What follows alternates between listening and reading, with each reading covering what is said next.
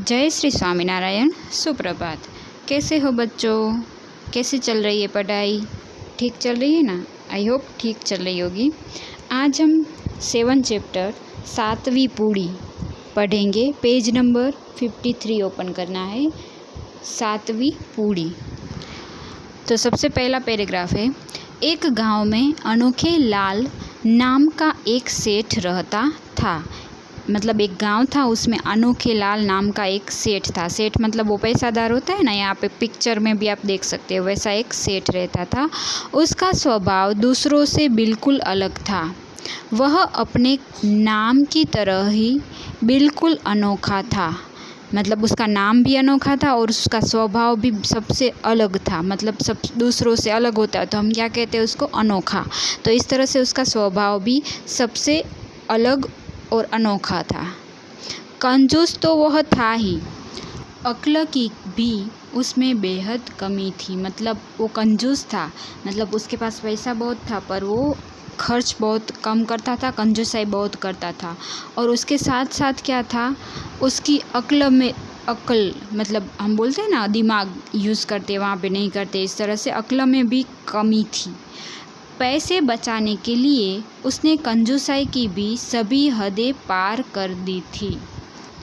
पैसे बचाने के लिए इतनी कंजूसाई करता था कि उसकी हद होती है ना, वो भी उसने पार कर दी थी। मतलब हद से ज़्यादा वो कंजूसाई करता था और उसके पास पैसे जितने थे उससे बहुत ज़्यादा उस पैसों की कंजूसाई वो करता था। अब सेकंड पैराग्राफ, एक बार उसे अपने मित्र से मिलने दूसरे गांव जाना पड़ा। अब उसका मित्र था ना, उसको मिलने के लिए गांव जाना पड़ा था उसको।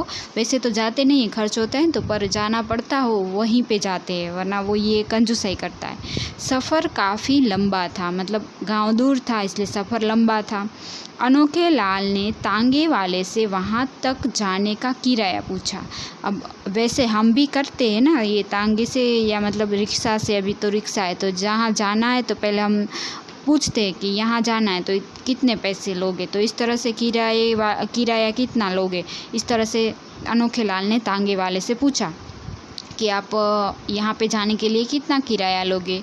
किराया सुनकर ही उसके होश उड़ गए। अब लंबा रास्ता हो तो किराया भी ज़्यादा ही होता है, तो यहाँ पे ज़्यादा किराया बोला तांगा वाले ने, तो फिर उसके होश उड़ गए।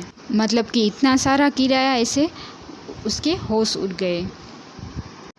अब वो क्या करता है, तो पैसे बचाने के लिए उसने पैदल ही सफ़र करना उचित समझा। उसको लगा कि इतना सारा पैसा इस तांगे वाले को दूं, उससे अच्छा तो मैं पैदल ही चला जाता हूं, तो मेरे पैसे बच जाएंगे।